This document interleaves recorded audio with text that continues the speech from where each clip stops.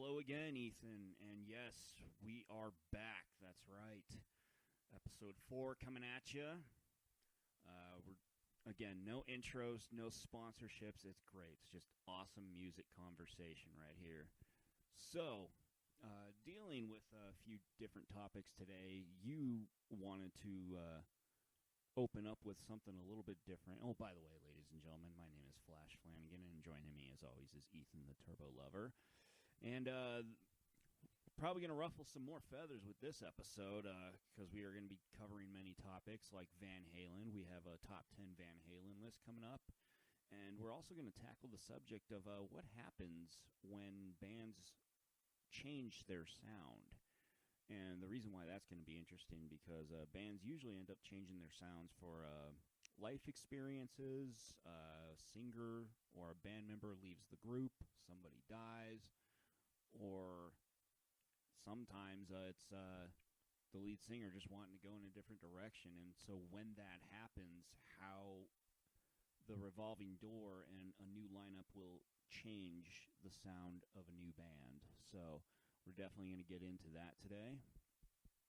But first things first, you got some stuff that you kind of wanted to get off your chest, Ethan. So I will leave you the floor and let me know what you got going on.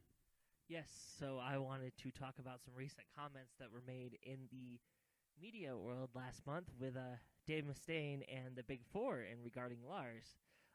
However, before we go into these comments, I think we should probably give a little recap of everything just so people know what we're talking about here, because if I just read the comment, people would be like, well, what's the point? The Big Four is the thrash metal bands that are regarded as the Big Four of thrash metal. In no particular order, they are Metallica, Megadeth, Slayer, and Anthrax. History with that, and Richard knows this is a big one. 2011, they had their first ever Big Four show, which was in Sofia over in Bulgaria. Yeah. It was Bulgaria, and it was a huge success, too. Big deal because Dave was kicked out of Metallica, and there was beef for all these years. So that was like the squashing of the beef, but big concert, all four of these bands got together. And these comments that Dave made, people have been asking Dave when the Big Four shows were going to come back, because they did do a series of shows the year later at Yankee Stadium. But since then, stuff's been quietly under the radar. Nothing has been said about it. I think Anthrax and Megadeth have toured with each other a couple times since then. Yes, they have. Slayer just recently announced that they're retiring from touring, and Metallica just put out a new album a couple years ago, so obviously they're all still active. But the origin of these comments, it involves about 5 years ago in 2013, the start of all these contradiction comments. It seems that the bands are all on the same page and nobody really knows what's happening, but I have a series of comments here that lead up to the comments that were said last month by Dave. But before we begin, last I heard, there's no beef between Metallica and Megadeth. They squashed that. Well, James and Dave have anyway. But the origin of these comments started back in 2013, when Tom, I believe I'm saying his last name right, Arya, or you know, I don't know how you... Tom from Slayer. The lead singer Slayer was asked what the status was on the Big Four, and you're gonna love this. I think you all have some strong opinions about this. But when you hear the response Dave comes up with, but the comment that Tom said when asked about the Big Four tour was, I don't want to say politics is preventing that. It's not politics between bands. It's the politics of characters, of one character in one particular band. We had an issue that came up on the New York show, which really freaked everybody out, but the New York show happened. I think, in all honesty, that was the last time we did the Big Four. I think another Big Four show might not happen. They could prove me wrong. Those shows basically, even though it was called the Big Four, it was done through Metallica. It was with Metallica's blessing that allowed those shows to happen. If they want to continue and do a couple more shows, I think that would be great. If we were to sit down with them and communicate with them, that's what I would tell them. That was from Tom from Slayer back in 2013. Now, the issue that I know of that he is talking about had to do with Dave Dave suffered a neck injury the night before the New York show and almost threatened to pull out. But also, too, it regards the lineup that happened, which was, in my personal opinion, the lineup would go Anthrax as the obvious easiest opener. Agreed. Metallica is going to be your headliner. That's pretty obvious. Yeah. But then I would go Slayer and Megadeth, with Megadeth being before Metallica. That always just seemed like a natural fit to me. Right. In the Bulgaria show, the problem was Slayer went on before Metallica, and you've read Dave Mustaine's autobiography. I have not, but in his autobiography, he says Mustaine addressed the issue of where the bands fit in the Big Four order. According to the New York Times, he assured the reader that he is not offended by being put behind Slayer, but he added an interior monologue, okay, we'll play ahead of you guys on this trip, and God willing, we do it again sometime in the near future, we flip things around. Well, at the New York show, Slayer went on before Metallica, and I think that was one of the big issue Tom's talking about. Because really, if you think about it, the big two are Megadeth and Metallica. That's right. Always been forever and a day. And personally, I think you get more versatility with Megadeth co-headlining that show than you do with Slayer. Right, and the big issue was the neck in the lineup, and that's why one of the reasons why it hasn't been done recently. But also, you can still flip things around with all those bands, because I don't even see why one night Anthrax couldn't go on before Metallica. They would definitely kill that show. Right. But that was pretty much the origin of the Big Four problems that we have going on here. That was the first big major hurdle that was going on, which was apparently there was some beef between Megadeth and Slayer. And you're going to notice Dave Mustaine's in the center of a lot of this. The dude's just a very passionate and very raw person. Well, he has every right to be because, again, if you remember, even when he was in Metallica, it seemed like he was the front man. So. Oh, yeah. It's just his personality. It's nothing against him. There's some people that are like that. But also, there comes a time when you just have to check your ego in at the door, suck it up, and then just give the person their credit for whatever it is that they want credit for because it's well-deserved. So that leads me to, I understand that they squashed that beef. And earlier this year, January 31st, Dave was asked again on the Eddie Trunk show what was going on with the Big Fours. There was also a series of Twitter messages that Dave put out about one of the bands not wanting to do it. I could not find the Twitter stuff, unfortunately. I looked all over. So maybe it got deleted or something. This is what Dave had to say to Eddie earlier this year on the Eddie Trunk show. I think if you asked the three of us, that our camps would probably say yes. If Anthrax, Slayer, and Megadeth all wanted to do it and Metallica doesn't, then what do we do? The big three, I'm sure that a lot of people would like to see that, and that may be what it is. You know, we may end up having it as big three plus number 5 if you have Exodus play with us, which is Exodus has been the one that revolves in and out of that Big Four a lot. That's where Kirk Hammett originally played guitar before he joined Metallica after Dave left. Very correct. And Gary Holt, who's actually now playing guitar for Slayer. So that's an interesting dynamic right there because a lot of people said that Exodus was the first thrash metal band. However, I do think it was Metallica that pioneered it better. And so that's why Metallica always got the credit for being the big one. And then, of course, Megadeth came up, and then Slayer was well on the rise after that, and then so was Anthrax. And then also, interesting fact, there's even argument for Testament that it should have been the Big Five. And Testament should have been thrown in there, which nowadays I kind of tend to agree with that. But, you know, it is what it is. And it's a lot of there's not, like, because Dave has always been a guy who's been willing to check his ego in at the door, and I think this time it's more he's more in the right to step up and say, no, this is where we deserve to be, and this is how it should go.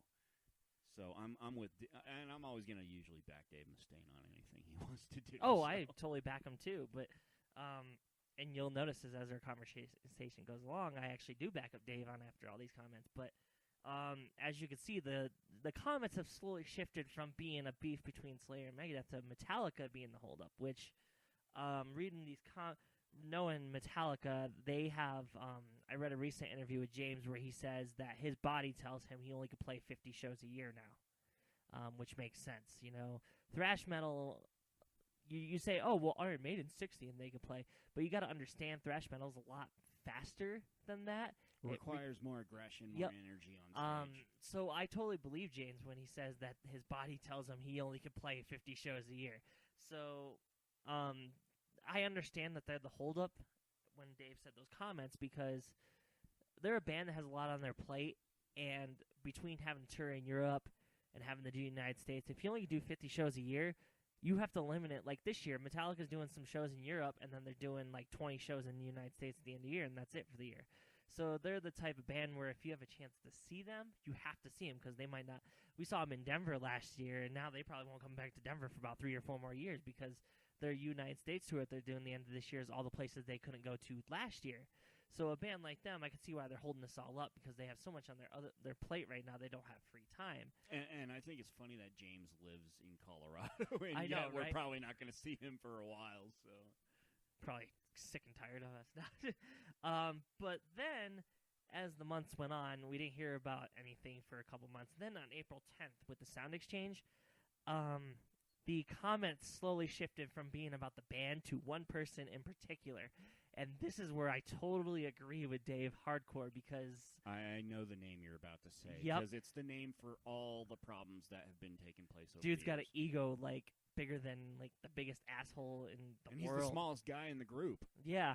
But this is what they asked him. This is what Dave said on April 10th. That's not up to me. Everybody on the planet knows that it's up to Lars Ulrich, because Lars runs Metallica, and they are the ones that are in control of this, which doesn't seem fair since the moniker suggests that we're equal. If they say no, then there's no Big Four show. I think the guys in Slayer and Anthrax and my guys are dedicated enough to the metal community that if there is a Big Four show, we would do it even if there was prior commitment, because I think everybody would understand these are the momentous concerts. Any one Big Four show to a metal fan is like Woodstock to rock fans of the 70s. If we're there to celebrate life, meet people, and fall in love, and do all the great stuff that happens when people get together. I agree with that 100%. Lars is Metallica, regardless of what you might think James is. It's not a 50-50 show. It's like a 75-25 show. It's kind of like the Kiss situation. Paul Yep. Stanley runs Kiss. James is the Gene to Lars is Paul, pretty much. Correct, yes. You saw it in the Some Kind of Monster documentary. Lars talks about how he's going to lose his band and how he can't even keep his band together after James goes to rehab. And you see that Lars is the one that makes the decisions. If Lars wants to make a movie, they're going to make a movie. And they just put on a front in the camera saying that they all agreed about it. But in reality, it's like, I think we should do this, James. This is Lars' show. And if Lars doesn't want to take the time to do a Big Four show right now, then unfortunately that's the way it is. And even though I'm a Metallica fan, Lars is an asshole. He really is. And everybody's got that asshole tendency in them too. Like, I've seen it. Lars is a prick. It is what it is. And me trying to be as balanced about this situation as possible. I've even tried to think of scenarios like, could you still do a Big Four without Metallica? Possibly, yeah, but Slayer would be the headliner, and that's where your problems are going to be. Well, I would definitely say Megadeth headlines. Oh, I would agree with that, too. You could have Slayer co-headline, but I would either throw Testament or Exodus on there. Yeah. But I added some comments in here just to kind of prove how there's still, I got one more after this one. This is about Metallica have been doing a reissue campaign lately. They've been remastering all their albums in order. Some even have basing required that didn't have it before. So. They've already done their first 3. Now, if you're wondering why there hasn't been No Life Till Leather, which is the demo, I've heard the demo. It's actually pretty decent. It's pretty cool hearing Dave on the guitar. And hearing the mechanics as it was supposed to be in Metallica form. But this is there's been the hiccup with that, and that's not getting reissued. And just to kind of prove my point of how much an asshole Lars is, they asked Dave why it wasn't reissued, because they need Dave's permission, because half of the songs on the demo are actually written by Dave and James. Oh, 100%. Because remember, he still wrote like half of Kill 'Em All. Oh, too, yeah. And songs up to Ride the Lightning as well. So. And apparently the issue is James texted Dave and asked him if he could get Lars credit on some of these songs. And this is what Dave said, according to this whole issue. I'm not going to give Lars my credit, so I'm not going to be a part of it. I wrote all the mechanics. I wrote all of Jump in the Fire, so me giving any percentage of that to Lars, he can pound sand. And as far as the song Phantom Lord, I wrote every note of that music. James Hetfield wrote all the lyrics. That's 50-50. If James wants to give his percentage up to Lars because he's afraid of him, that's up to him. I'm not afraid of Lars, and I'm not going to give him percentage. And the same thing with Metal Militia. I wrote every single note of that music. James wrote every single note of the lyric. That's 50-50. If James wants to give Lars his percentage, that's fine if he's afraid of him. I'm not afraid of him. I'm not going to give Lars nothing. Now, they took it in the past, referring to Kill 'Em All debut album. Everybody knows that about, and the past is the past. But I could not willingly enter a new agreement with these guys predicted on Lars getting credit for something that not only he did not do, but he was incapable of doing. He was incapable of writing songs that good back then. So that's about the No Life to Leather demo, which that just shows you how much of an ass Lars is. 100%. It's like, this is one of those situations where I would like it to, you just give it up for the fans, bro. Well, it makes you wonder, because if you look on every Metallica record from And Justice for All till Saint Anger, they didn't do it on Saint Anger, but then the newest one that came out, if you look at the writing credits, it's James and Lars. But if Lars is not writing anything, it kind of makes you wonder how many of those songs he really wrote. And how many James is actually responsible for. Right, and he just gives them percentage. Yeah, I find that a little weird. And this is one of those things where I just keep coming back to it. Check your ego in at the door and just, give it to the fans. I mean, like that, because you're not doing the original demo due diligence if Dave is not on there. And Dave should have his credit on there. It should be exactly the way it was made when you guys were starting off in the garage or wherever it was. Right, exactly. You should not be getting credit for something that you didn't write.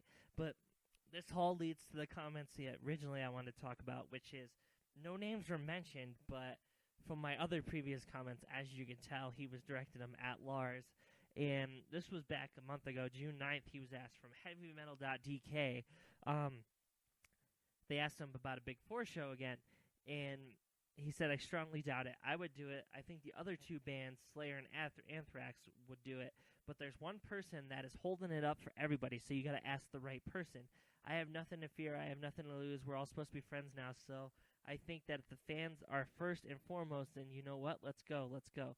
So, obviously, Dave's trying to keep the flames down low by not mentioning names, but come on, we all know who he's talking about. Yeah, you could see this coming from a mile away, because anytime it's like, you could release a headline, there's a holdup in the Big Four, we go, what the fuck is Lars doing now? Right? Yeah, and sites picked up on this. It spread like wildfire. I saw this article all over the place when this happened, because, anytime Dave says anything about Metallica that's bashing, you got to take it out of context and apparently run with it. Which is sad that they do that, trying to reignite this feud that's obviously dead. It's really just between Lars and Dave now. But everybody ran with it, and let's see. So about a couple weeks after Dave said that, he backtracked on that because Dave knows how the media is, and he said, and it goes, after Mustaine's comments were published, some people speculated that one person Mustaine was referring to was Lars, who Mustaine has frequently derided in the press. But in the brand new interview, Rock Talk with Mitch Laffron, Dave dismissed the internet chatter, calling it a silly controversy and just more sophomoric journalism that was designed to get the gossip out of me. I never said that Lars was standing in the way of there being a Big Four show, Mustaine said. What I have said, and I stand by this, is that Slayer is going away. They're choosing to go on their own terms by embarking on their final tour, which is terrific. I wish them the best. Kerry King and I have a friendship over the years. I bet on the outside it looks like we're not friends because of some of the stuff that he and I have said to each other over the years. We're friends. And the same thing with Tom, Dave, and Jeff, when he was with us, and Gary Holt, who now we're friends. I hope that Megadeth and Slayer get to go one more round somewhere. I think it would be great, especially if it was a Big Four show. But that's entirely up to them. If that doesn't happen, we have at it our share of Slayer and Megadeth, and it's always appreciate those times. So by those comments, it sounds like Dave's trying to backtrack and say he was actually talking about Slayer. I'm not buying it. I don't buy it either. I think this is he doesn't want to cause any more beef, and he's trying to backtrack and make it sound like he was talking about the guy in Slayer who said that they were going to retire. And again, let's kind of think about this from Dave's point of view. He spent over 20 years fighting this feud and finally came to terms with it, finally found a way to have a victory in essentially a defeat and turn it all around into a positive spin for himself. Do you really think he wants to go through all of that again at the tail end of, not only his career, but possibly his life? Right. No, I wouldn't. And so, but also, again, what is it about Lars that is just so, he's so begrudging towards this whole thing that, he just can't let go and give credit where credit's due? I don't know what Lars... Does Lars think that it's going to take the spotlight off of Metallica? Because it's not going to. We saw at the Bulgaria one that it didn't. Absolutely They got not, the 2-hour set. No, everybody else only got like an hour. I mean... And honestly, the other guys don't seem to be too concerned that they only got an hour. They just want to play together again. Because, again, they checked their egos in at the door. They understood the monster for what it was and, what this was about. Because ultimately, anytime you do something like this, we can call it like a gimmick show. It's always for the fans. And so why would you want to re-release No Life Till Leather if not for the fans? Well, that's great, but now if you're talking about making all these changes and then not giving credit where credit was due to Dave Mustaine, and then next thing you know, you're putting stops and potholes in the road to this possible Big Four show, it kind of becomes you're not part of the solution, you're part of the problem. And, Lars is one of those guys. He's so off-center that it's like 1 minute you love him, then the next second you want to kill him. Like, I don't get it. I love Metallica. They're my favorite band. James Hetfield's my hero, but I've wanted to strangle Lars sometimes. Like, sometimes he doesn't think before he speaks. And there's been a couple times where I'm looking at Megadeth's career and I'm going, damn, Dave, you really should have kept your foot in your mouth on that one, right? Or it's like, no, he put his foot in his mouth on that one. But there are heroes. We support them for the mistakes and the flaws that they made. But I think this is one that, and by the way, this one is so easily correctable too. Oh, all simply, truly is. Yeah, it's if Lars, I was about to say if Metallica was smart, it's actually Lars. If Lars was smart, he would see the revenue that they could possibly generate by doing a summer stadium tour next year with, convince Slayer to come out for one more run for Big Four shows in the United States, do the stadiums. You know how much business they would generate just doing that? So now I'd pay $200 I have for a an ticket. interesting question for you. We were talking about changing the order of the Big Four, who should co-headline, who should headline, and because I love Megadeth so much, you could actually do a Big Four headlining show, and you could actually have Megadeth headline. Oh, yeah, definitely. Easily. However, I've seen Megadeth 3 times, and yeah. The only one time they were upstage was when I went and saw them with Godsmack. But and Godsmack blew everybody away that night, so it doesn't matter anyway. Because not only was Godsmack on fire, but they also didn't have their normal stage crew, so they had a lot of technical difficulties with their sound. Yeah, I remember that. So, Yep. yeah, so that'll put a divot in anybody's show. So, but also at the same time, you can't deny that Godsmack was on top of the world. They beat Disturbed that night, if that tells you anything. So, but interesting lineup is if Slayer is retiring and call it quits, and then they want to do another Big Four show, do you take them out of the co-headlining spot, or do you let them have it again? What I would do if you're going to do a summer stadium run with the Big Four, you alternate it every night. Oh, yeah. You do one... Anthrax can go up second to last. Right. you alternate those three. You do like every third night Anthrax goes on Metallica. Then you do the next night Megadeth. Then the next night Slayer, and then because it was kind of like that. Because that's actually one of the ideas Sammy Hagar wanted to do when they did the reunion tour with both David Lee Roth and Hagar. Because Hagar flat out said, "I'm not afraid to open for anybody, but they should also be afraid to open for me." So right. So it's like because he can turn that switch on a dime, and any one of those four can do the same. So right. It's like. Because even ask your hardcore fans, as good as Metallica is, Megadeth has always been consistent. Yep. Anthrax has found this new life in this new day and age. And then, of course, Slayer has always been Slayer, the ultimate consistency right there. And, of course, they have some of the most loyal fans in the world. So any one of those guys can... Oh yeah, if any Metallica didn't take 8 years off in between albums, they would probably be consistent like Megadeth too. And that's the problem that it is, you know. But again, like I said earlier, they just have so much on their plate. But if you're gonna, like you said, to correct this problem, it's really simple. Unfortunately, if you're gonna ask Lars to set his ego aside to do this big four, you can't tell him that he can't go headline. I know. That's the sad part. Yeah, that is. He's the type of person. It sounds like where it's like, okay, I'll do these big four shows, but we're headlining every night. And that's when you have to go, okay, fine. Well, at least we got this out of them. That's like, fine. Yeah. It's like, cool. If Metallica's going to headline every night, fine. But play around with the rest of the lineup, you know? Right. I mean, maybe cut like 30 minutes out of your set so you can give each of them 10 minutes extra or something. Exactly. You know? I mean, it's just, oh, man, I don't understand it. I really don't. I don't either. I wish James would just stand up to him this once and be like, listen, we need to do some big four shows in the United States. Yeah, I think it'd be great. It's as simple as that. If Lars says no and he wants to lead the band, let him lead the band. But he's not going to. And it's one of those things, like... He knows he can get away with it. Once you call him out on his bluff, like...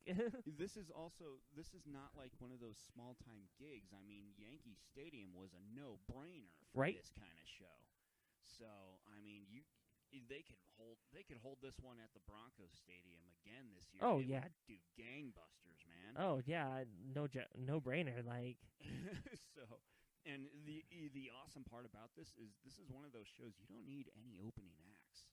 You don't need feelers out there. You don't need a DJ or anything like that. You go from the first band. People come in and Anthrax through. Comes out with Indians starting off the show. Like, there you go, done. Like, you know, or the next night, Slayer comes out with freaking Rain and Blood as their opener or something like that. You got people already into it, like.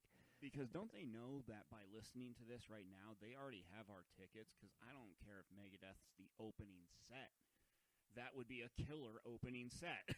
I know. But if I had the money last year, I would have bought a VIP ticket for Metallica, and it was like $3,000. But you know what? I don't give a shit. So like, you already have my money. Like, my wallet's already open for you. Just make the date. Let's go. That's another reason why I love being a Megadeth fan. Because VIP tickets are way better priced than Metallica. So.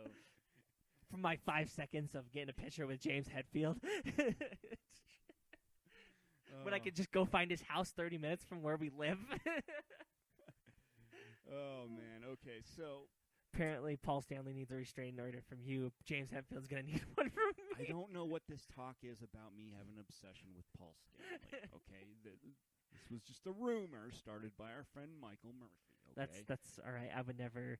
I just drive past Vale and go, that's where James lives. That's probably about as worse as I'll ever do, so... Oh, man. Anyway, so now concluding with the Big Four talk. Yeah, because we'll probably have a show generated on the Big Four one day or something like that. We probably will. So moving on, earlier we brought up Van Halen.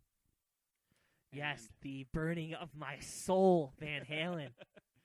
So all you Van Halen fans out there, again, I gotta say, this was an interesting one because I did this from start to finish last year, and having to revisit it... You got some balls, man.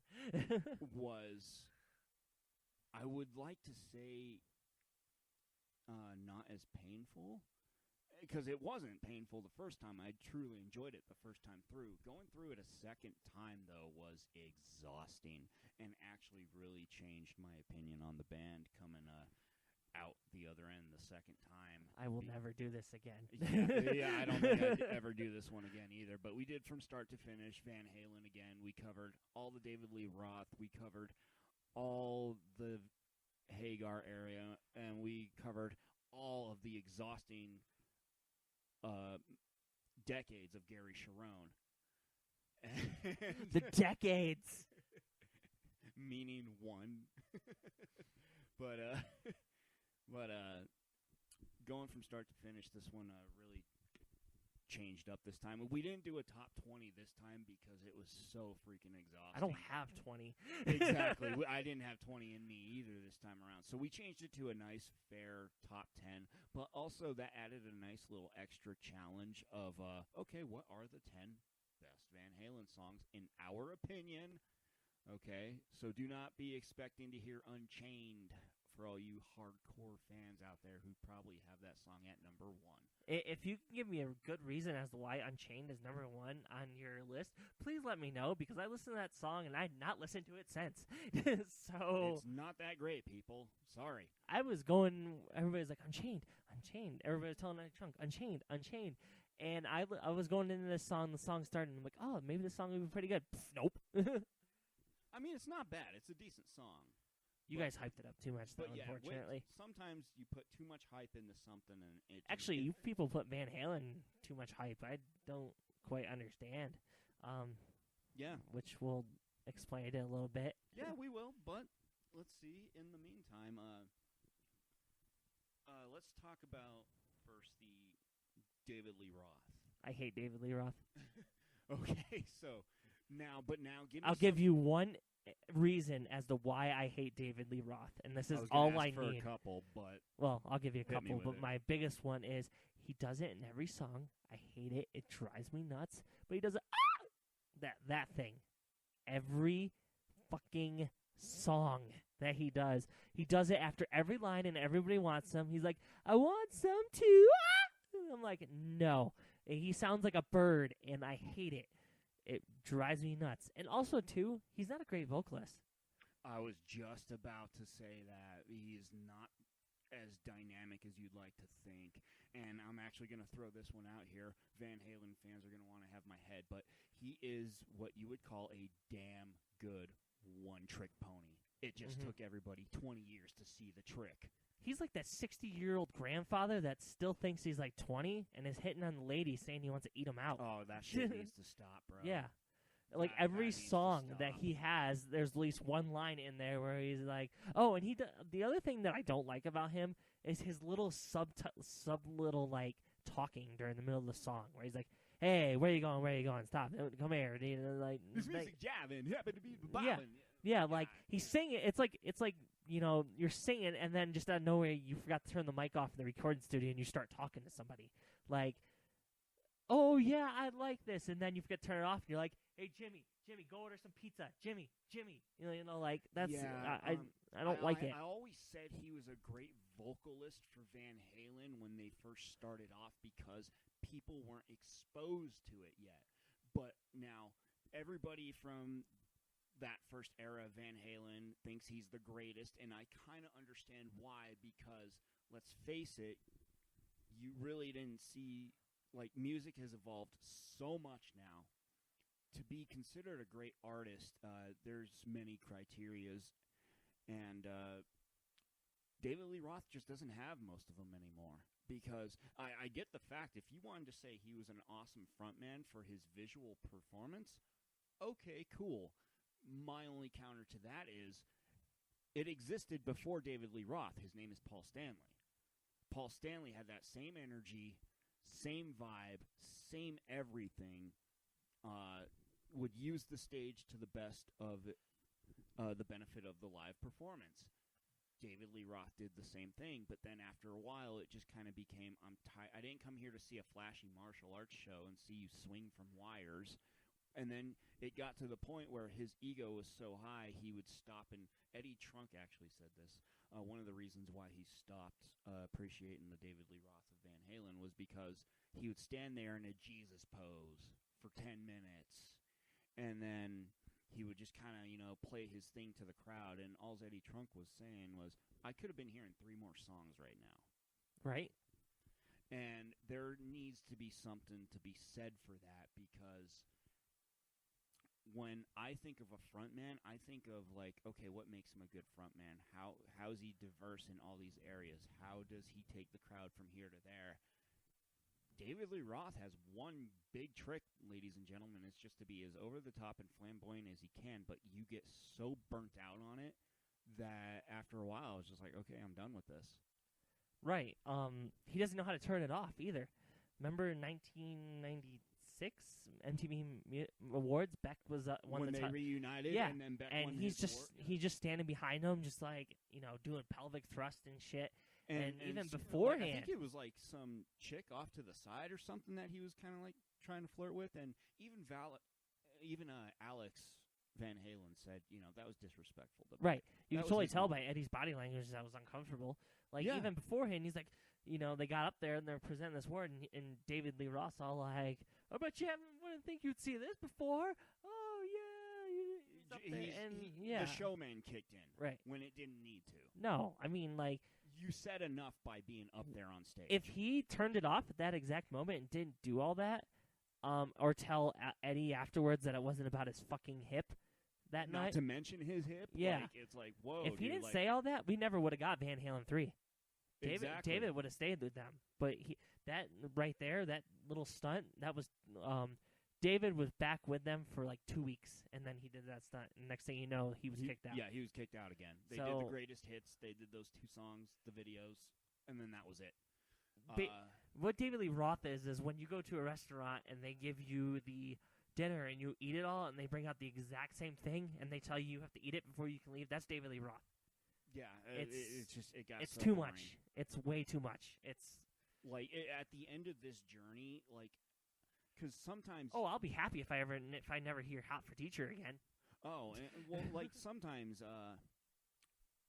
like you get to the end of an artist and then you're kind of like, wow, I'm burnt out, but man, can't wait to do that again. With him, it was a different burnt out. I was like, I am done. I cannot wait to move on to Sammy Hagar. Right. And it's such a waste too, because okay, I'm gonna say this now. Yeah, we ruffled enough feathers. I should like Van Halen. I really should. Their guitar is exactly what I like in all my other music. It's heavy, it's distorted. I should like Van Halen. I should like their songs. I don't. And I can't tell you why. There's just something about them. I should like them. They're like the perfect recipe for me, and I don't. I really don't. It's like an oxymoron, right? You And have everything you love, but you don't want any of it. And the David Lee Roth era wasted all that good guitar, because there are some good guitar parts, but it's wasted. And Alex Van Halen, I think, while we're on the record, is a very underrated drummer. Oh yeah, definitely. He's got crisp, clean sound, heavy, Mm-hmm. and he knows how to fit it in all the right places. Excellent rhythm, and one hell of a focused individual. So, Oh, definitely, but wasted potential. yeah, I think they probably wouldn't have been as impactful, but I would have loved to know what a different singer would have been like without David Lee Roth. I heard that Sammy was originally supposed to be the singer. They wanted Sammy. They asked Daryl Hall to sing for Van Halen. That would have been interesting. I think Van Halen's a product of the time, especially the David Lee Roth era. The David Lee Roth era, yeah. 1984 was when 1984 came out. That was Hot for Teacher. Yeah, all the little horny schoolboys, Hot for Teacher. Yeah, product I of the can time. see why you would gravitate Yeah. towards that music. I mean, Right. songs like Panama at the time. Mid 40s was when, Yeah. or mid 80s was when glam started getting big, which was get as much poontang as you can. Yeah, pretty much. So, yeah, Van Halen's a product of their time. They're coming off the end of the 70s with David Lee Roth, which, they were heavy. That was different. That's one of the reasons why Kiss was good in that era, or popular in that era. Yep. Was because they were different and they were heavy, it's a product of their time. And you could say the same thing for Sammy Hagar's era, too, actually. You They- could. They were getting big with the synthesizers because that was what was big at that era. Every band has Yeah, a synthesizer, so you can't blame Van But also, Halen too, for Sammy's a something. better singer. Yeah, he is. So let's move on to Mr. Hagar. Did you now. like that segue? I did. I love that segue. But one interesting point that our esteemed colleague Michael Murphy hit me with is 5150 has that delayed reaction to you, kind of like Kiss does, like when we took that journey. Yes, with Kiss. 5150 is not a bad album. Am I gonna go listen to it again? No. It has a delayed hit to it. Because at first you listen to it, you don't know what you're hearing, but then afterward, that song gets stuck in your head, and then you remember this song, and then you go back to that one. And then next thing you know, you're just letting it play. Right. And so, I personally love the Sammy Hagar era. That was like their probably one of the absolute best eras ever, because I've decided I'm not with the Roth era. I'm definitely with the If I had to go Sammy back, Hagar. if like somebody put a gun up to my head and was like, "You need to go back and listen to at least one era of Van Halen," that would be the era I Just would. shoot me. Well, no, if they Oh, were, no, yeah, go back. I'd go Give back me to Hagar. Yep. Yes. I'd And be like, that's- fine, just give me Hagar's collection. We're good. And that's the thing is, after going through the Hagar stuff, it was easier on the ears. Songs were a lot catchier, different dynamics. I like his voice a lot better. His voice is so much better. He's got a pure rocker voice. He does. Yeah, he's the Red Rocker for a reason. And that guy just... 55. Like, I will say, Van Halen's Panama is one of my most favorite songs when Sammy Hagar sings it. Like, he's good. I mean, and I think what also really helped him is he was a damn good solo artist who had a lot of momentum before he joined He opened Van up a lot of Halen. possibilities to the band too, because he could play guitar. Yes. So Which he could fit in opened on up- rhythm. yep. Yeah. So if there was a pure synthesizer hit like "Why Can't This Be Love," at least Eddie could go do that, and then Hagar could take over the guitar stuff. So Exactly. So, and plus, you know, the songs, like I said, they hit the ear. Like, when you were done with Sammy Hagar, it's like, wow, it's exhausting. Can't wait to do that again in the future.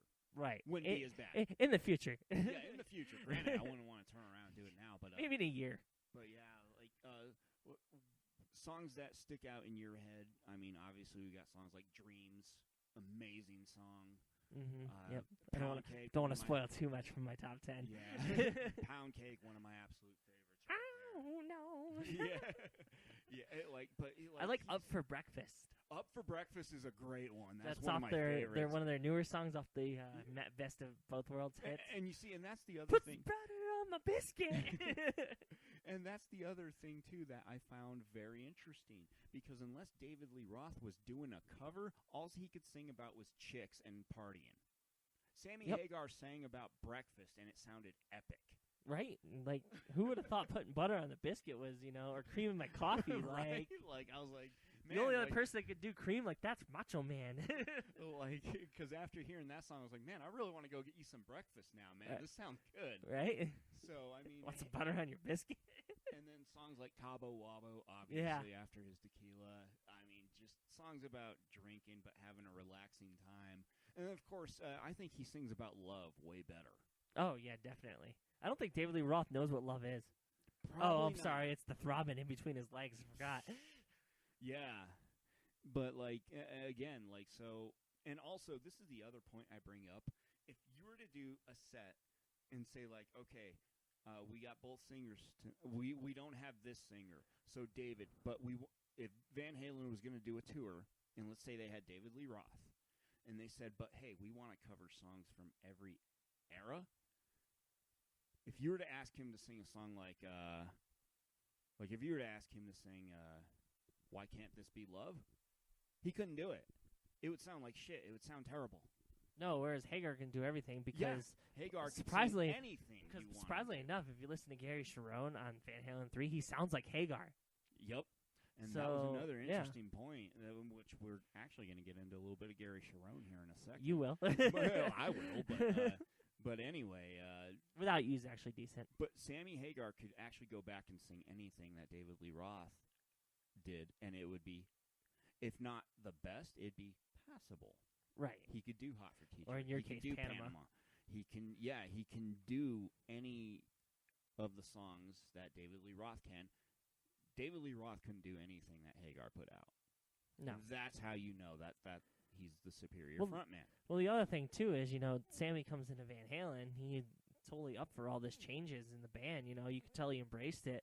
Obviously, he left the band because he didn't want to do a soundtrack, but. Well, also, the reasoning, the other part of that story was this was around the time Eddie was going to get a new hip. Alex had a bad neck. He wanted the band to slow down and just heal up before they just hit the road in the studio again. Yeah. And so then that's when they kind of just felt like, I guess, he was being lazy. His output wasn't up to what the band wanted. So they went out and got themselves a new singer. Right. One album. Which is totally different compared to why David Lee Roth left, which was Van Halen wanted to change it up, and he had a pissy fit. Because it wasn't going to be surrounded around him. Right. It was going from 3-minute catch songs to... Because if you look at David Lee Roth songs, a lot of his songs are 3 or 4 minutes. Yeah. That's about it. They were going to go to 5-minute songs with synthesizers, and obviously he didn't like that. And from what I've read, he really gritted his teeth for 1984. And he probably shouldn't have done that because that's regarded by a lot of people as their best album. Yeah, and hey, it is what it is. But, But Van Halen 3 is really their best album. Well, no, hold on. Before we get to Van Halen 3, overall thoughts on Sammy Hagar? A lot better. As you'll know, when I do my top 10, he's majority of my top 10. He's like 80% of my top 10. Same here, people. But, yeah, overall, better singer, just better at everything, I think. And also, you look at their solo careers, David Lee Roth had too many ups and downs as to where David Lee Roth had a solo career? No kidding. I knew he did. Yes, that was supposed to be a joke, too, as how crappy it was. But Sammy Hagar, you know he had a solo. Oh, yeah. I can't drive 55. Well, also the things like the other band he started, Chickenfoot, with Joe Satriani and, the other... you know you're badass when you can just have your 70th birthday and you still look like you're 50. Yeah. Oh, and by the way, the Red Rocker's on tour for his 71st birthday. Oh, so Jesus. He's still hitting it hard, man, so. It must be the Cava Lava. I guess it is, or it's probably that beach rum he's been drinking. But anyway, that's our final verdict on why Sammy Hagar is the better frontman for Van Halen, in our opinion. You guys can have your Unchained and Ice Cream Man and all that good stuff. So Romeo Delight. Yeah. But now we have another singer to move on to, and it's current frontman for the band Extreme, Gary Cherone. Now, why did you happen? Now, I don't know the lyrics. Let's open up right now and say Gary Cherone got the worst end of this shit stick. He really did. He gets blamed for the change of direction in the band, just like a lot of singers actually, which we'll be getting into when we try to discuss the change of sound. But he suffers from since it's a new singer, obviously this is his fault syndrome. Right, yeah. Which and it's like the band's called Van Halen for a reason. There's a reason as to why the brother's last name is Van Halen. And that's also another reason why when we were judging this list, we didn't have to sit here and go, oh, man, you have to treat them like two separate bands. No, it's one band, one name. Here's the singers. Van Halen's Van Halen. Whether it's good or bad, it is Van Halen. So we're not treating them like two bands. It's one band. Right. Different sounds. Come on, people. Stop fooling yourself. All right. His voice might be different, but he's not the reason as to why they sucked on Van Halen 3. Van Halen 3 was Van Halen's fault. Eddie and Alex wrote most of that album. This was the album that they wanted to do. They wanted to portray Van Halen how they wanted to. They got Gary Cherone to sing the vocals for it. Unfortunately, sadly, only 2 good songs came out of this album.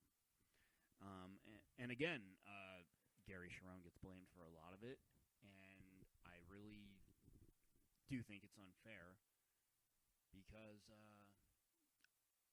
I'm not going to defend this album that much, but I will defend Gary Cherone because he got a raw deal.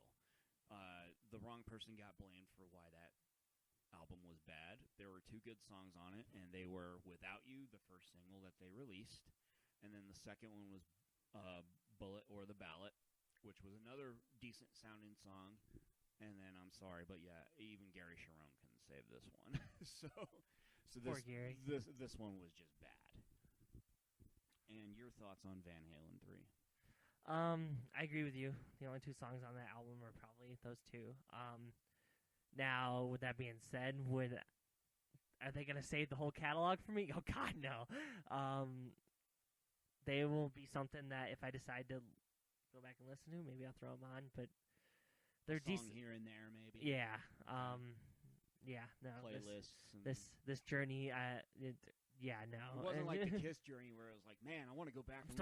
I'm still listening to Kiss, man. Like, Same here. I love Kiss.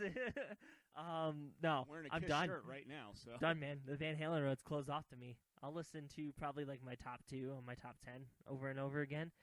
You can't deny Dreams. Well, no, and but that's because one has a personal place in my heart, and Dreams. So, which I'm sure we'll probably get in our top 10 in just a second here. But yeah, no, this journey's done for me. If I have to do this journey again, I'm gonna cry. Yeah. So now, one thing I will tell people that's worth going to pick up is Gary Sharon actually did do a live DVD concert, I believe, up in Japan, and it's a really good show. Like, I actually did check it out. With Van Halen? Yeah, with Van Halen. And it's he covers both David Lee Roth and Sammy Hagar very well, by the way. And, of course, he throws in a little bit of his own, too. But overall, it's definitely worth checking out. So if you can go find that one, go check it out, and you will see that Gary Sharon was not the reason for Van Halen sounding bad on that one. And it's kind of too bad that vaulted demo with Gary Sharon, apparently Eddie Trunk got to listen to some tracks off of some of those demos. It sounded nothing like Van Halen 3, and it was actually in a positive direction. They actually were on the same page, but unfortunately, because they had to blame Gary Sharon, it got scrapped because he's not going to sit there and take that. Yeah, which is a big fan problem, which we're going to talk about too. Yup, but now how are we going to end the Van Halen? Well, we got our top 10 lists, and we're going to list them for you right now. I always like to start with the Turbo Lovers. So we're going to start with you, Ethan. Okay, so my top 10 is at number 10, we have Right Now. Number 9, we have Everybody Wants Some. Number 8, we have Ain't Talking About Love. 7's Up for Breakfast. 6, Can't Stop Loving You. 5, When It's Love. 4, Pound Cake. 3, Love Walks In. Number 2, which was my wedding walkout song, Why Can't This Be Love? That was a great walkout song. It was. That was awesome. And number 1, and the reason why it's number 1 is because whenever I hear this song, I get super happy. This song just impactful. It's just a perfect song to me. Dreams. And it makes you think about the Power Rangers. Yep, that too. Yeah, excellent list, by the way, and very Hagar dominant. Oh, yeah, totally. I love it. And so that, again, that's what you find here, ladies and gentlemen. We're not your typical fans. No. We're not spoon-fed, and we don't believe every fact about the band when it's released on Twitter, okay? So, damn Twitter. Next, I will go with my top 10. Okay. And I'm going to start off with number 10, Humans Being. Great song on the Twister soundtrack. Pleasure Dome is number 9. A great song title, by the way. And number 8, Pleasure Dome. Number 8 is Finish What You Started. Number 7 is Right Now. Number 6 is Without You, the only Gary Sharon track on there. 5, Why Can't This Be Love? That song now has new meaning. Number 4 is Up for Breakfast. Number 3 is Dreams. Number 2, Pound Cake. I know what number 1 is. And number 1 is I Can't Stop Loving You. Yep, I know. That is my forever number 1 Van Halen song. Nice list. Yeah, thank you. I'd like to take pride on it. Gary Sharon beat out David Lee Roth. How does that feel? You only needed one track to one do song. it. Oh, then you have that. So how does it feel, David Lee Roth, without you? All right. So now, speaking of all these bands changing up their dynamic, as the decades go along. We have another interesting topic that we're going to tackle, and it recently came to me with actually because of the latest Godsmack album. And a lot of you know that Godsmack album, When Legends Rise, came out. The lead singer Sully announced that they were going to be changing up their sound. And for whatever reason, Godsmack started getting a lot of anger, backlash, and everybody just seemed really dissatisfied. This is not the first time that this has happened. Many bands have changed form. Like, God, I can't tell you how many different lineups Megadeth has and how much their sound has changed with each one. Usually always for the better, but sometimes not so great. Oh, yeah. Even two of my top 3 bands changed sounds and singers, and that just totally blew everything out of the water. So I mean, it happens. But then sometimes it's very salvageable, though. Sometimes it's actually for the better. Yeah, very much so. Like, any chance I get to trade David Lee Roth for Hagar, I will. But again, bands changing up their sound. Godsmack actually came out and announced to their fans that they were going to do this. And so then when the song Legends Rise was released, what was your first initial thought on the new Godsmack album? What were your thoughts? And then going through it a second time, now having this different view, what was the result of you going through? How did you feel about it? Well, first of all, just to kind of, I think the big thing with changing sound isn't necessarily the band, it's the fans. We latch onto these bands like we are one with the bands, and the band could say that all they want, but it's actually not true. So we need to stop being like, oh, they said they come out and changing the sound. This is shit, like, we have to stop doing that and start embracing this stuff and then giving it the chance that it deserves.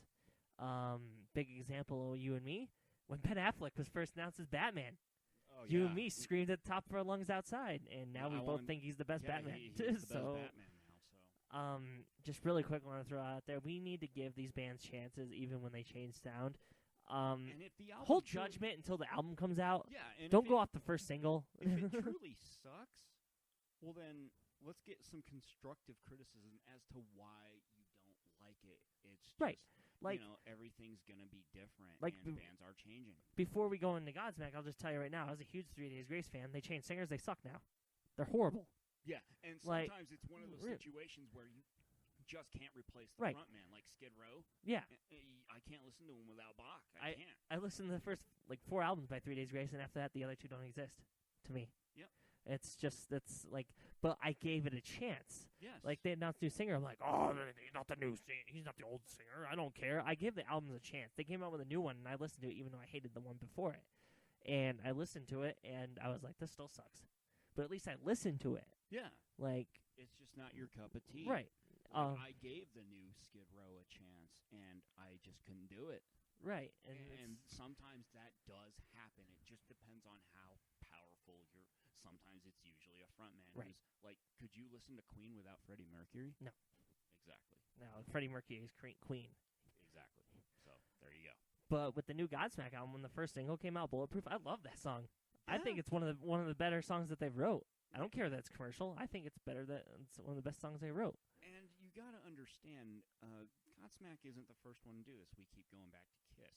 Kiss changed with whatever was popular at the time, but the advantage where Kiss had is they just happened to do it better than the guy who was hogging the spotlight. Right. So, I mean, there's nothing wrong because, I mean, like, when Kiss took off the makeup, didn't mean that they sucked. Right. Like, as a matter of fact, that's when I thought they got better when they took me off too, the makeup. Yeah. Paul Stanley was more free because he didn't have to worry about those gigantic boots he was wearing, and Gene didn't have to spit blood every performance just to impress somebody. They got freedom on stage, and that's when their lineup changed, and they changed sound. But then you had Vinnie Vincent, you had Eric Carr, you had Bruce Kulick. I mean, you had Bob Kulick play on a few tracks. I mean, who's going to deny, like, Revenge? I mean, so it's just one of those things where I listened to the Godsmack album. I thought it was not a bad change. No, I didn't either. If you're gonna change, they still had the Godsmack roots. They still had the heavy drum sound. They had the the first song starts out with a drum song. It's like boom, dum, you know, like you have those heavy drums. You have the awesome vocals. His vocals, for him being a lead singer now, they're not bad. No, they're still very, very good. I compare him to James from Metallica. It's very heavy like that. Yeah, it's very consistent. But I did not think that this album deserved the backlash that it got. No, I listened to it a couple of times. The first couple of times, and it was first couple of songs were good, and then like it started changing. I'm like, I don't know. And then you told me that you listened to it and you actually liked it, so I went back and listened to it. Probably about a third or fourth time. Like, oh, this album actually ain't that bad. There's a few songs on here that'll grow on me eventually. Granted, it's not the greatest Godsmack album. Oh no, it's better than Awake, because Awake I could only get into like 3 songs off that album, and then everything else was kind of a blur.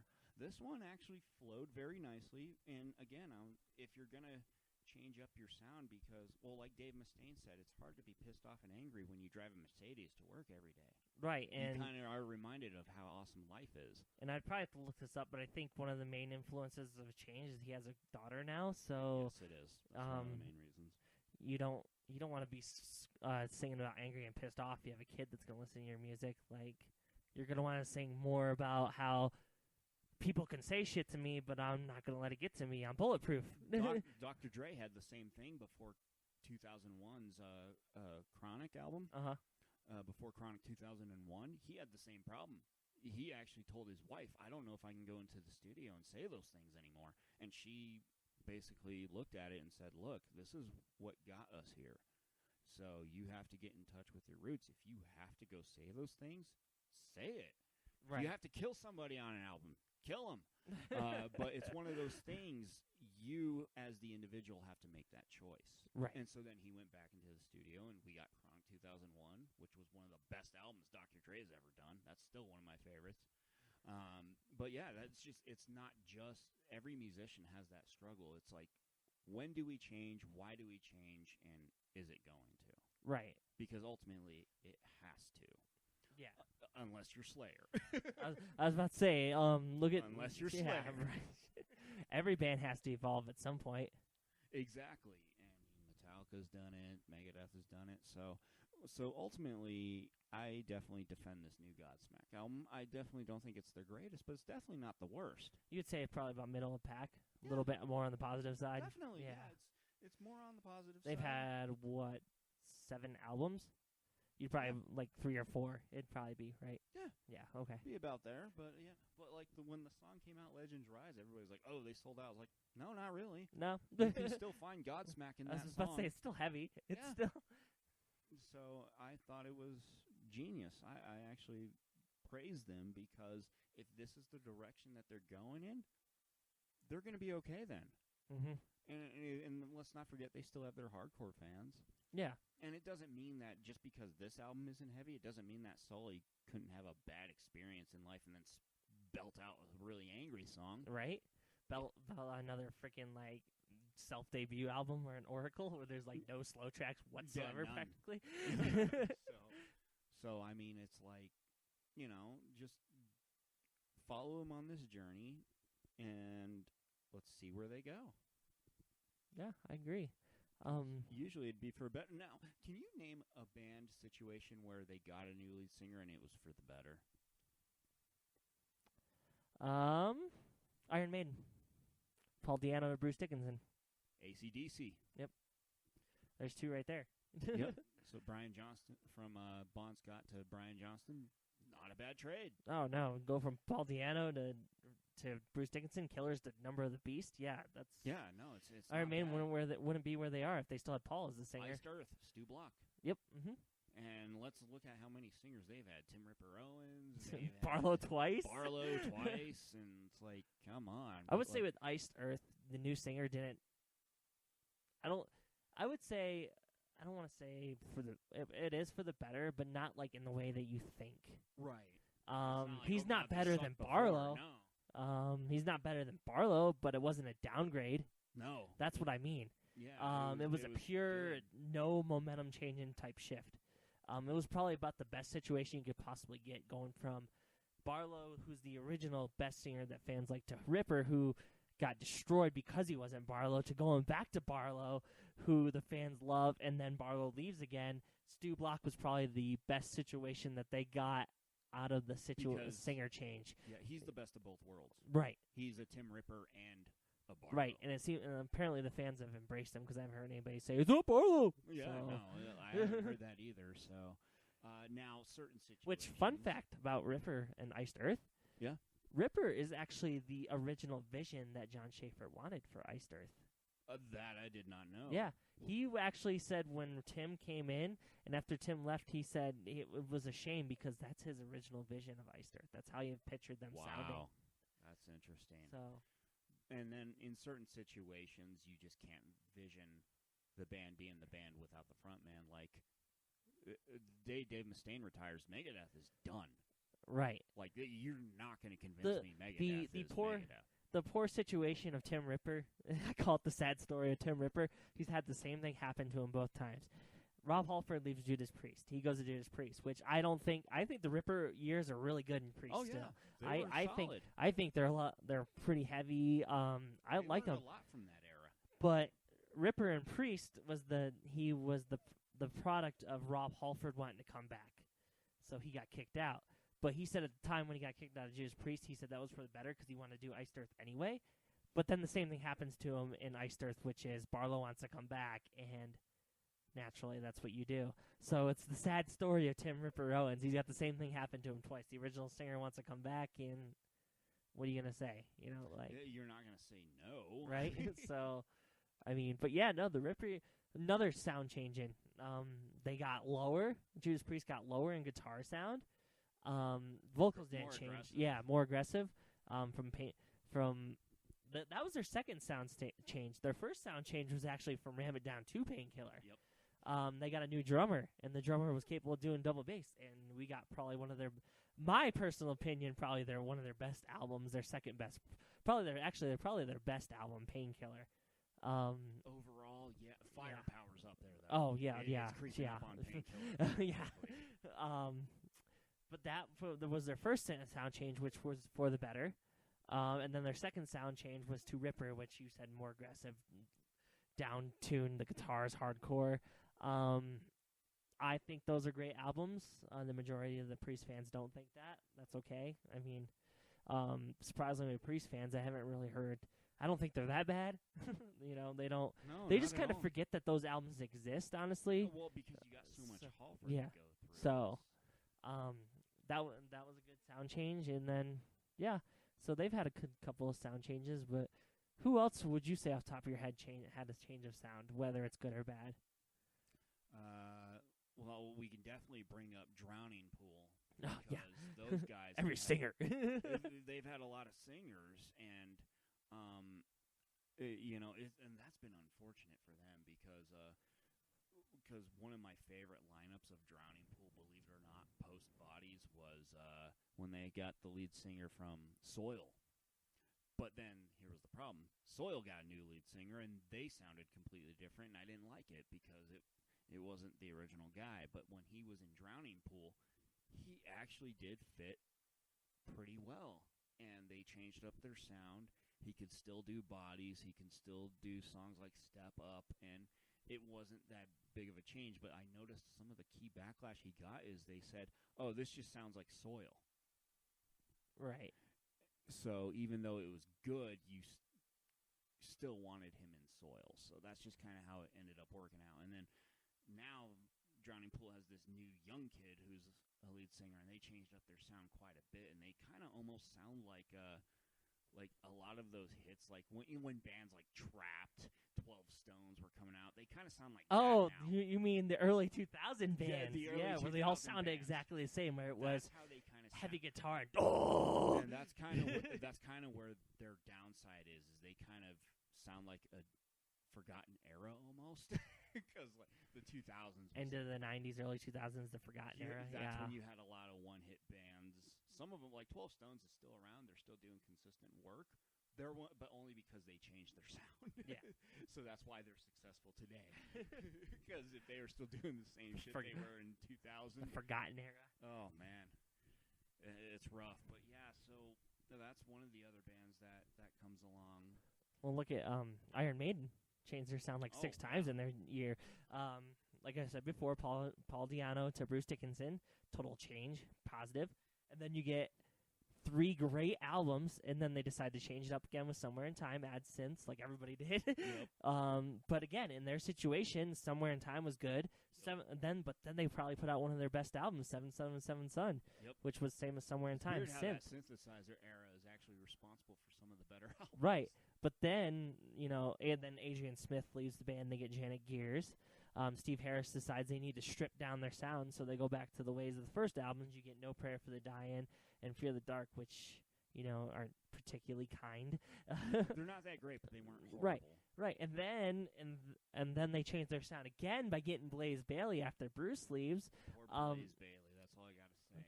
Well, again, like Gary Cherone, I don't think a lot of the blame should be placed on Blaze for those 2 albums because I listened to his solo album. Well, yeah, his solo stuff's really He's good, but he's definitely a solo artist. just like with Van Halen, at the time Steve Harris was going through a divorce, so that's why it got darker, grittier. It wasn't because they got a new singer. Granted, that helped because Blaze is a little bit lower in tone than Bruce was. But then you get X Factor, and then they change their sound again for Virtual X1 to try to recover a dying ship that's going down. And again, I'm not blaming Blaze. I don't put any ounce of that on Blaze. He tried. Yeah, he tried. He did better than most people would in that situation. Yes. Because I don't even think if you brought Paul Di'Anno back, that would be the answer. Oh, no. And then, Bruce comes back and they change their sound to now what they are, which, kick in the face. Done. Yeah. So, but yeah, a band like Iron Maiden, they've changed their sound 6 times, and pretty much most of it's been good. You've obviously had your hiccups, but yeah, the kind of. Well, also like Dave Mustaine and Megadeth have had their rotating door of lead guitar, drummer. Right, and then Dave went through that situation in the mid '90s there, where it seemed like, to me anyway, I'd probably seem different to you because you're more of a fan, but to me, the era of Cryptic Writings and Risk, and then World Needs a Hero is the I'm trying to get my Grammy phase because I should have one by now. Right, and I never looked at it that way, but you brought up an interesting point. I can kind of see that, but here's again. I would lump Countdown into Extinction in that. The only problem with that is you had Euthanasia in the middle of that, which is not a I'm trying to get a Grammy phase. Yeah, no, Countdown to Extinction was your okay. Let's just dip our toes in the commercial, and then those other 3 albums were I'm trying to get a Grammy phase. Again, to think that year, if it wasn't for the Black Album, Megadeth would have been number 1. Yep, the fucking juggernaut that's the Black Album. To think that Countdown to Extinction would have been their number 1 launch if it hadn't been for that goddamn Black Album. It's just, wow, it's just weird kind of going back through all this history and just going through and seeing what's what.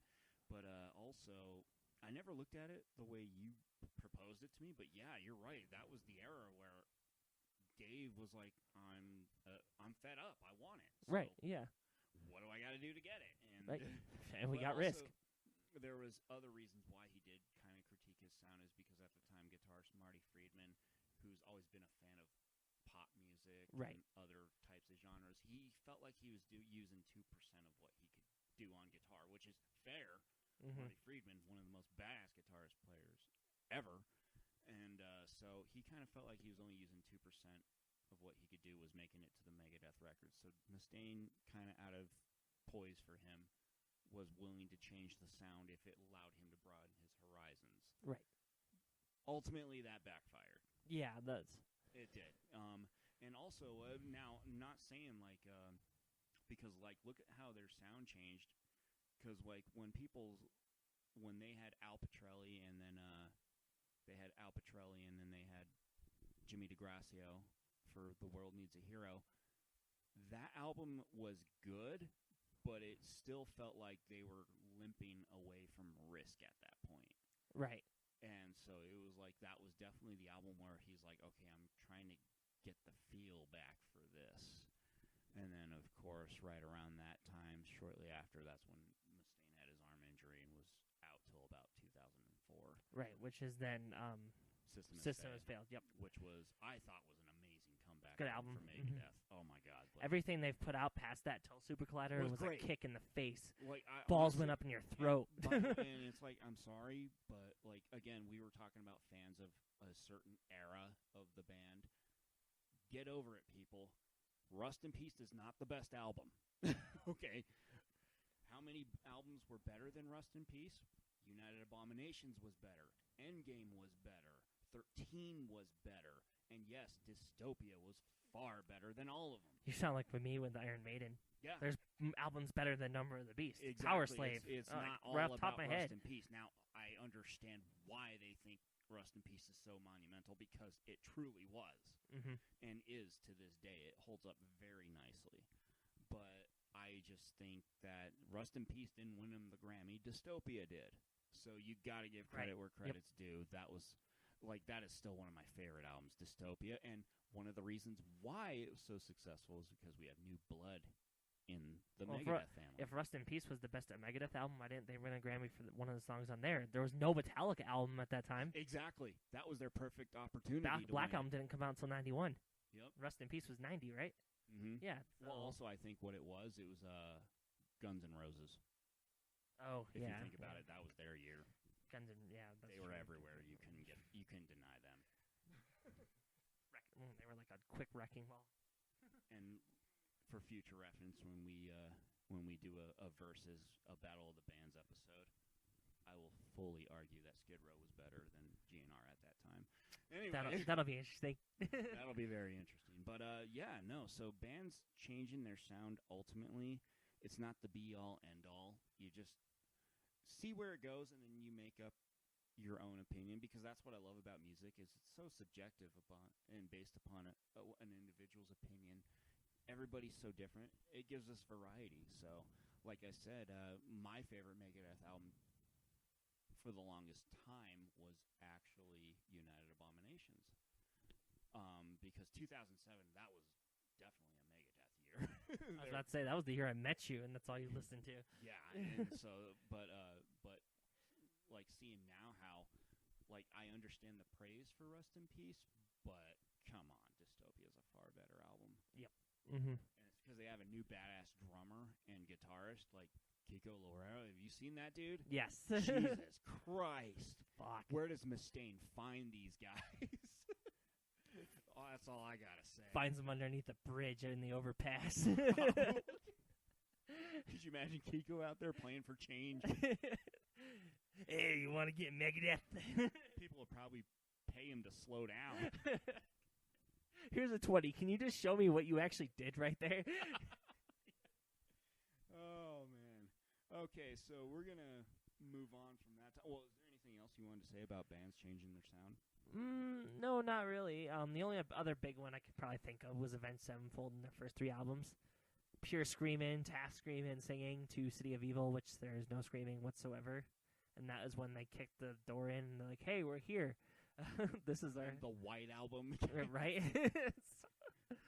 Their White Album to Metallica's Black. Right, yeah. Still one of my favorite albums. By the way. It's a good album. One of the last true masterpieces of the Rev, too. Yep. So. And it's a shame that he's gone, but getting to see Mike Portnoy on tour. You got lucky. You got to see Portnoy and the Rev. And the Rev back to back almost. Yeah. It was like, that was interesting. But the other awesome part was the new drummer that they have. Perfect fit. Oh, yeah, definitely. Once you, because I remember you said, because, again, forgive me, people, I still don't know his name. Do you know his name? Brad Wickerman. Okay. Yeah. Like, when you told me Brad Wickerman, Bad Religion, yeah. He's in some band, Bad Religion. I was like, oh, they'll be fine. Yeah, I remember you were telling me that. I was like, they're good. Trust me. Yeah. So, sure enough, yeah. Also, let me just point out a new one. I never thought I'd say it. Dream Theater. Oh, yeah. Lost Mike Portnoy and got Mangini there, and wow, what a change. No momentum, slowage whatsoever. Testosterone. Like, I was, like, blown away by Mike Mangini. That guy is awesome. So, like, that's just another way that their sound is far better. So, so now going on, I think we can now move into the final segment of the show, and this was an interesting one because we got to do the first ever album spotlight, and that's where we select an artist and we take a significant album from their back catalog and we put a spotlight on it, and then we go from start to finish with that album, and then we break it down and discuss it, and we changed it up on you people. It was Jethro Tull, right? Yeah, it was Jethro Tull featuring Gary Sharon. Jethro Tull featuring Gary Sharon. That'd be no, but Flutes and Without You. Oh man! Watch, they win a Grammy for metal. Right. Anyway. We chose to spotlight a significant album that had some influence on the metal world and from the magical year of 1986. Yep. A year after I was born, we went with Bon Jovi's Slippery When Wet. And what did you think when I announced that this was going to be the album? I was excited. I actually had not listened to that album from front to back, so this was going to be a journey for me. So that's why I like doing this, and that's why I also like doing the start to finish, because then I figure out what bands I desperately hate. So exactly. That's when you find out who was good and who wasn't. Right. Yep. Mm-hmm. Yeah. Like the first one, Kiss was. I love Kiss now, and I hate Van Halen. So I mean. So here we go. If you've never heard the Slippery When Wet album, it starts with the truck. First of all, look it up with its original artwork. It's a chick with big tits and they're wet. Yes, yep, that was the original. But anyway, that was the original artwork. Obviously, it's changed to the graffiti, which also kind of reminds me. That's like the for Unlawful Carnal Knowledge album, the Fuck album. Sammy Hagar subliminally, he just wanted to call the album Fuck. With like a paper bag over it to censor it, then you take it out and it's like revealed it says fuck on the front. But that's how he subliminally got fuck into the title without getting it censored. Oh, okay. so that's a funny little story right there. But yeah, so Bon Jovi, like initially when it hit the ear, it's not like now when you hear Bon Jovi, you have a totally different idea for what the sound is going to be. And the reason why is this is a way for us to kind of continue the last topic, but kind of go into the album spotlight and kind of segue and interweave both, because as we know, Bon Jovi changed his sound up very differently from what he used to be. Mm-hmm. Yep. And most people actually don't know how he started or how he first sounded when he started. They actually know him from what he's putting out today, which is interesting. Like when I have somebody come up and say, yeah, Bon Jovi, I love the guy. I heard his latest album. It was great. Yeah. Did you hear anything from 1986? No. He's been around that long? Like, I literally want to drop dead when I hear that. Because I'm like, wow, you have no idea. So that is why we chose this album, is because we are representing the area that really started it all. Bon Jovi is vastly underrated. He needs to get more credit. That because Slippery When Wet is actually a really hard rock album. It's not glam. It's a hard rock album. Hard rock. Yes, it is. And like tracks like Let It Rock, and of course, then this is actually the album that's responsible for like the majority of the greatest hits album too. Right. So like you hear songs like "You Give Love a Bad Name," "Living on a Prayer," "Raise Your Hands," "Wanted Dead or Alive," "Raise Your Hands." Without Love, Never Say Goodbye. I mean, and then of course one of my favorite tracks, Wild in the Streets. That's a great one. That's a good one. Good closer. Yeah, excellent closer. But so when we took this plunge,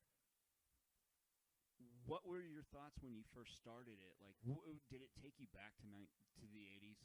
Yes, it did. Took me back to that era. Surprisingly, for being an 86 album, I was pretty shocked that there wasn't more heavy synthesizers on it. Yeah, that was another they don't really pop up till near the end of the album. Yeah. But no, I was shocked at how many hits were on this album. I knew it was a big album, and when you told me that, when I looked up, I was like, holy shit, look at all the hits on this album. I didn't realize this album was a big hit, but so maybe even more excited to listen to it. Which, after listening to it a few times, I liked it. I thought it was a good album.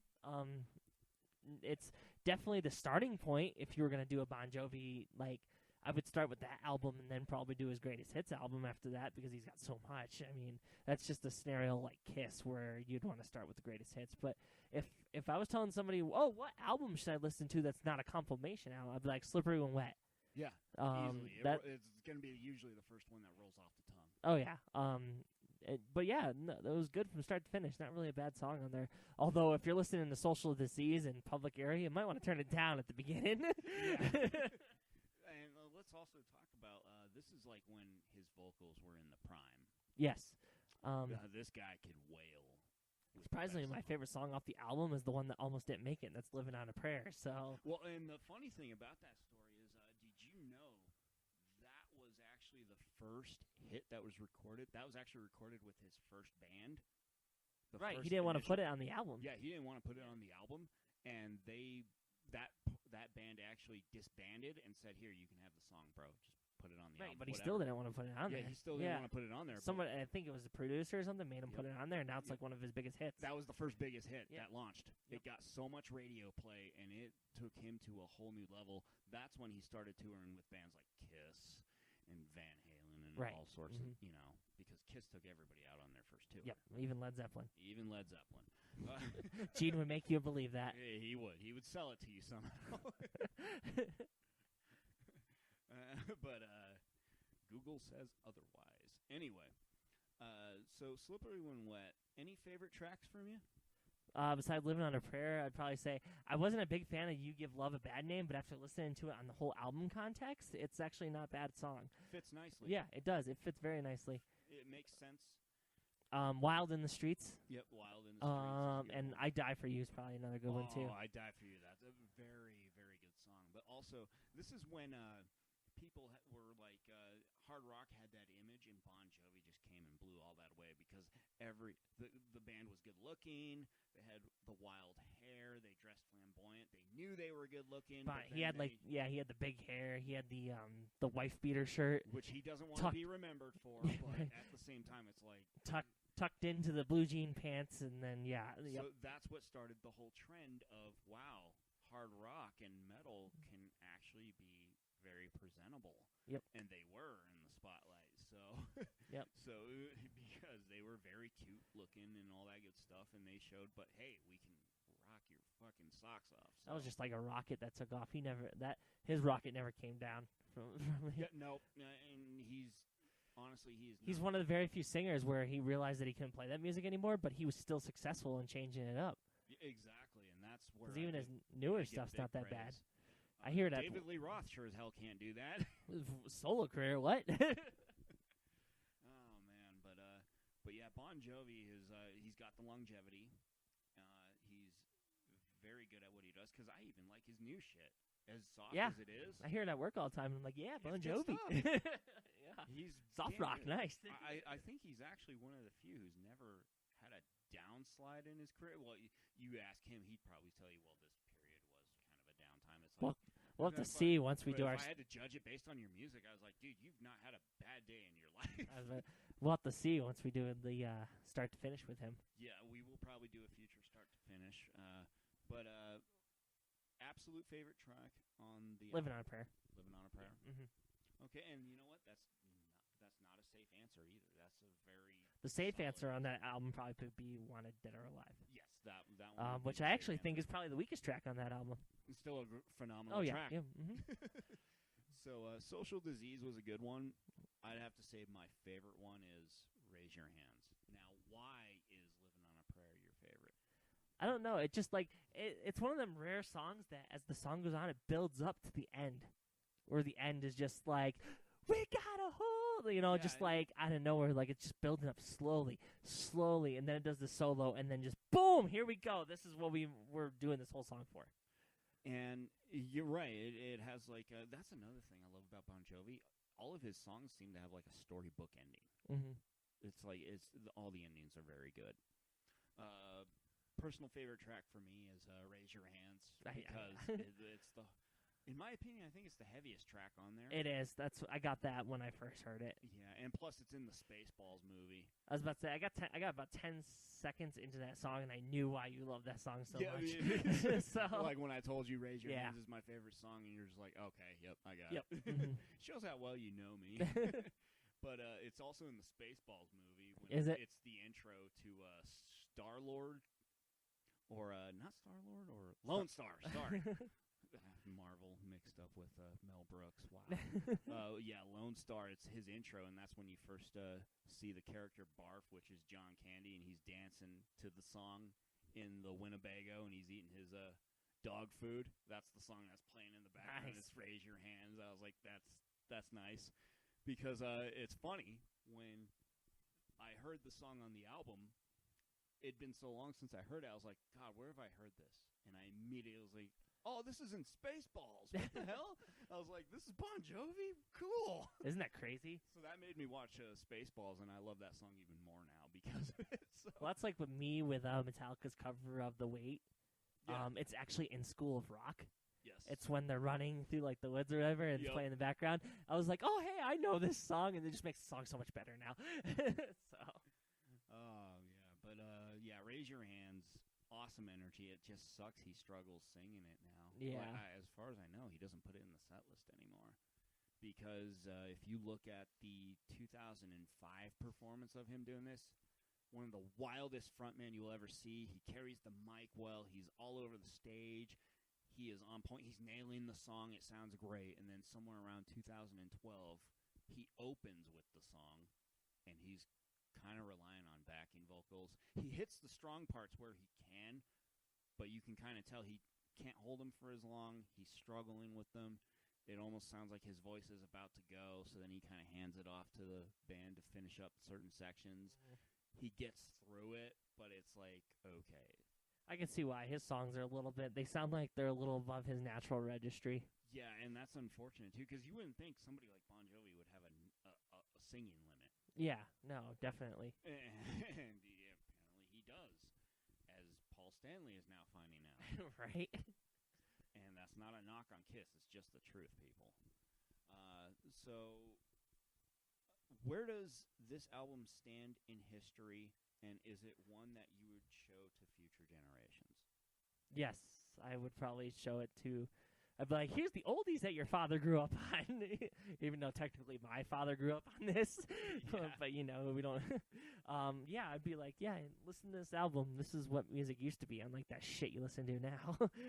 So, and as far as where it stands, that's a tough call. As far, I would say it's a classic. Yes, definitely. It's definitely a classic. If this was mainstream, yeah. Yeah, if you're going to call Bon Jovi's "Slippery When Wet" mainstream rock nowadays, well then, okay, fine. But it's definitely earned its place in history. I see why it's so well praised. Definitely his groundbreaking album. Definitely. And he's had many other top groundbreaking albums past this, but this is definitely the one that started it. Yeah. This is the one that did it all, and that showed that, I know you hate the term Eddie Trunk, but glam metal was born with this one. Yep. Because then all the bands started pouring out after this one. Bon Jovi was like, "Come on, guys, let's go." No, I don't. I think they just started popping up like weeds, man. He's like, "What the hell's going on here?" Bret Michaels just popping up through the fucking dirt on the rose. So in closing, Bon Jovi's "Slippery When Wet" from top to bottom is a phenomenal classic record, and I'm definitely adding this one to my arsenal of top albums of all time. So, much power to Bon Jovi on that one. And so, having said that, I think we can close the book on the album Spotlight. We gave our favorite tracks, but ultimately what the album Spotlight is listen to the whole fucking thing. Yep. And then give us your analysis and your comments and feedback on what you thought of it. You can always hit us up on Twitter, and you can always email us as well, and that's at turboandflash@gmail.com. So shoot us up an email there. Tell us what you thought of the show, and leave any YouTube comments that you want to. If you have any suggestions for album spotlights or a band that you think that we should listen to start and finish, please send it to us. This show is for you as it is for us. So definitely, and also answer our Twitter polls too, because I actually put one up a couple. Oh yeah, days ago. I fucked up on your Instagram one. I didn't read the question, so I automatically picked Paul Stanley. And I didn't realize it was best frontman. I really wanted to pick Rob Halford. Yeah. so Paul Stanley. So versus Rob technically, Halford, who would you like us to cover? I was about to say. So technically, even though it's 80-20 on your poll, it should be 100% Rob Halford. I'm the 20. I'm the dumbass that did that. So. But yeah, and it's like, because I also think that there's many battles. Because just because we do one frontman doesn't mean we could see Paul Stanley versus David Lee Roth. Yep. And put that myth to rest. Oh, I know the Van Halen fans are going to crawl out the woodwork for that. I plan on doing a turbo elimination for best frontman. Ooh. So can we expect that in the near future? In the near future, I'm actually currently doing the top 32 of the best of the ballads. I'm weeding it down to 16 as we talk right now. Ooh, the top 16 ballads. So going to stay tuned for that one. I've had 2 major upsets just to kind of give you guys a little idea. So. And when I say major, I mean like major. Like, I thought these 2 songs were going to be in the Final 4, and now they're eliminated. So. Oh wow. Okay. So we're going to start closing out the show here. You actually had some ideas that you wanted to do for one of them. Would you like to let the audience and myself know about these ideas you wanted to do? For. You had an album spotlight. Oh yes, I have an album spotlight, and I also know that you have the next start to finish picked out. I do have the next start to finish picked out, which I do not know about. So if you want to make that announcement too, we can. We can do that. So I can get started on that. But for the album spotlight, I'm going to stick with 1986. Just kind of keep it with the theme, and we are going to do My Name. We're going to do Turbo by Judas Priest. Oh, so we are doing the Turbo album. Right on. That is going to be awesome. It's going to be a fun one. I can't wait. One of my top Judas Priest albums, so. That's going to be a good one. I'm excited to listen to it from start to finish. So am I. Like, I'm actually very excited to hear that one from start to finish now. So we got that to look forward to. And that'll be on the next show, I believe. Next show? Yep. Okay. And the next start to finish that we're going to do is also going to be on the next show. Okay. So I take it it's an easy one. It is an easy one. Okay. I need that after Van Halen. Yeah, I had to kind of slow this one down, but I'm going to do something a little bit different from the start to finish. We are going to cover a solo artist. And the solo artist that and I really had to think about this hard because I wanted to pick a solo artist's catalog who had variety to it, but wasn't drastically long. Like, I wasn't going to go right into Sammy Hagar after this. Yeah. That's going to be later down the road. That will happen, but we're not going to cover his solo career after doing Van Halen. So, right. So we're going to move it on, but I've chosen an interesting one, and I thought about this one very long and hard because sometimes when an artist, disbands from their original band and goes out on their own, they usually tend to get overlooked.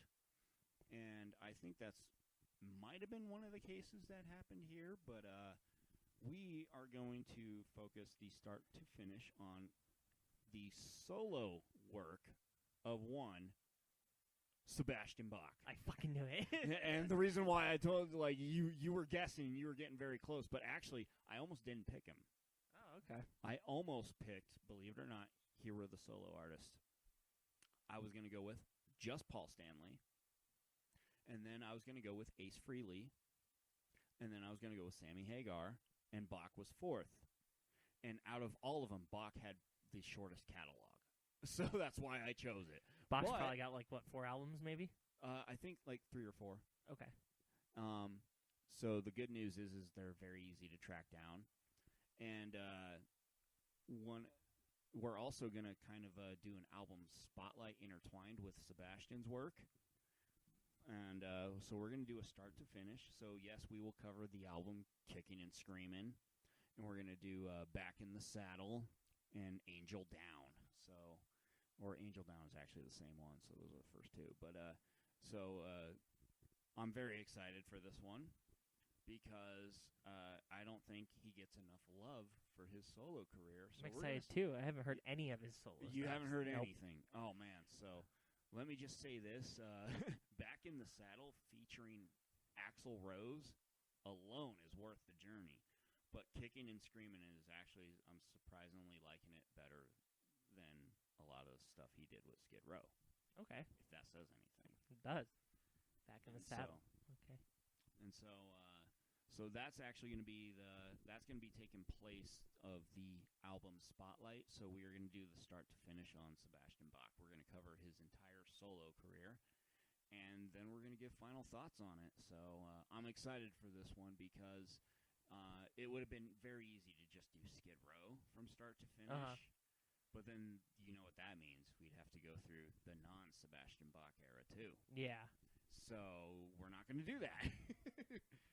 Although, ladies and gentlemen, in the future we will cover more Skid Row stuff. I'm just going to be very selected about how I do that one. So, but for now, we are going to cover Sebastian Bach's solo career. What are your thoughts on hearing this one? I'm excited. I can't wait to listen to this.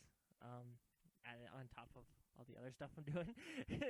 So, but if it's only like 3 albums long, I should get it busted out in a week. So yeah, this is one you should be able to finish in a week if extra time is needed. I'm closing for 5 straight days at work, so yeah, I'll probably be able to bust it out in a week. And me, I've already started my journey. I'm already through Kicking and Screaming. So okay. So I got to go to. But I love that album, by the way. I think you're gonna really like that one too.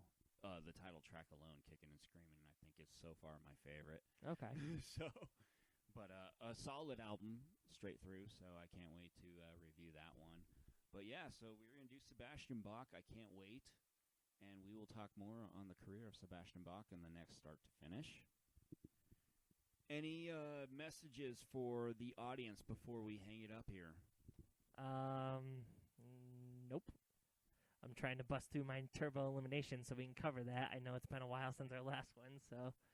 yeah, I got other ideas for your turbo eliminations as well, so we're going to have to look forward to that. But for right now, we're just going to give you what we've announced. Yep. So... And yeah, and I can't wait for that ballads list, by the way. That's gonna be I know insane. you can. That's going to be insane. I can't wait. So in closing, we'll do the normal social media plugs. You can find me at Flash Flanagan1. That's FLANAGAN, number 1 on Twitter and Instagram. Hit me up there. And if you even want to catch on my Snapchat, that is the same handle as well. And also hit up our show email at turboandflash@gmail.com. That's turboandflash@gmail.com. Comments, questions, praise, hate mail, doesn't matter. Give it to us. Any and all feedback is going to be amazing. And tell them where they can find you. They can find me on Twitter at turbo_lover6. Same for Instagram, even though I'm not really active on there. He's going to start being more active on there. Yeah, I don't know if you want to see pictures of my life. Well, dude, like the recent picture I put up was of the mixing board. Oh, okay. I'll put a picture up there of my guitar or something. Do your pop vinyl collection. I'm pretty sure that'll take a few pictures. Oh, they'll take like 5, and it's ever growing. All right, well, ladies and gentlemen, we hope you enjoyed this edition of Turbo and Flash, and you can all catch us again next time, and we look forward to spending time with you again. You all have a good one. Peace.